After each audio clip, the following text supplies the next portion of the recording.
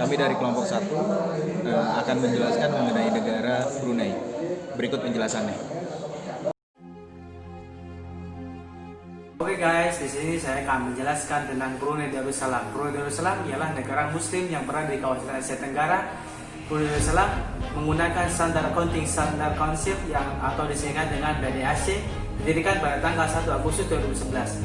Melalui penegakan accounting standar order.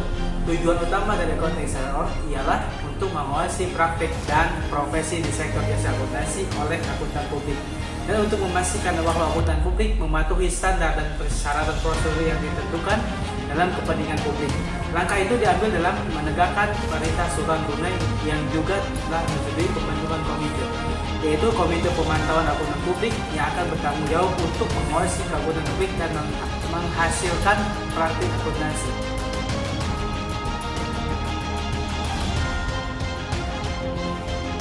Saya akan melanjutkan pembahasan yang sudah dibahas teman saya sebelumnya. 8 faktor yang mempengaruhi perkembangan akuntansi di Brunei Darussalam. Di sini saya akan membahas 2 faktor saja. Yang pertama ada sumber pendanaan. Ekonomi Brunei Darussalam bertumpu pada sektor minyak bumi dan gas, dengan pendapatan nasional yang termasuk tinggi di dunia.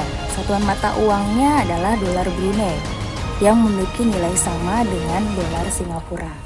Selain bertumpu pada faktor minyak bumi dan gas, pemerintah Brunei mencoba melakukan diversifikasi sumber-sumber ekonomi melalui upaya peningkatan di bidang perdagangan dan industri.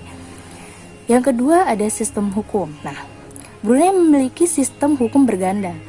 Yang pertama adalah sistem hukum yang diwarisi dari Inggris, mirip dengan yang ditemukan di India, Malaysia, dan Singapura.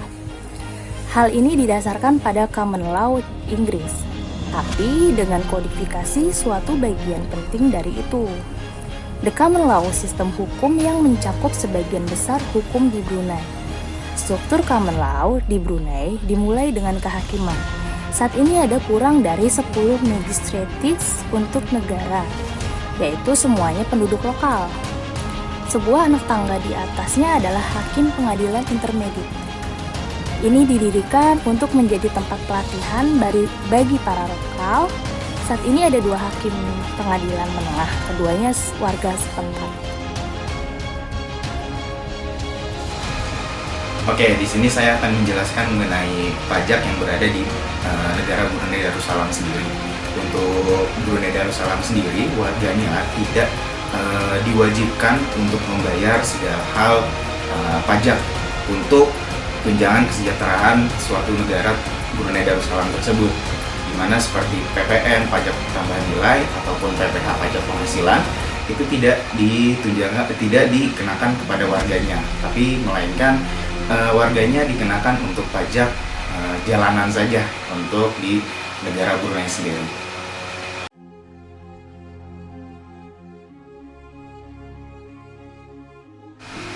Oke, selanjutnya untuk pembahasan ikatan dan politik ekonomi di Brunei sendiri. Untuk Brunei memiliki hubungan luar negeri terutama di negara ASEAN seperti Indonesia, Malaysia, Singapura, Thailand, Vietnam, dan Myanmar, dan juga memiliki hubungan dengan negara-negara yang berikatan dengan PBB sendiri.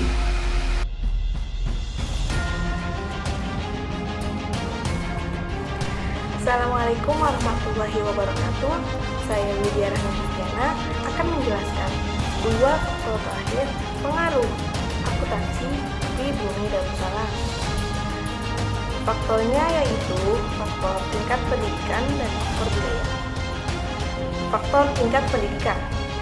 Pemerintah Brunei Darussalam telah menetapkan 3 bidang utama dalam pendidikan, yaitu yang pertama, sistem Dwibahasa di semua daerah. Yang kedua, konsep Melayu Islam Beraja atau MIB dalam kurikulum sekolah. Dan yang ketiga, peningkatan serta perkembangan sumber daya manusia termasuk pendidikan vokasional dan teknik. Sistem pendidikan umum di Brunei Darussalam memiliki banyak kesamaan dengan negara-negara Commonwealth seperti Inggris dan Malaysia, karena dalam bidang pendidikan di pemerintahan Brunei Darussalam, mereka lebih mengutamakan pada penciptaan SDM yang berakhlak, beragama, dan menguasai teknologi.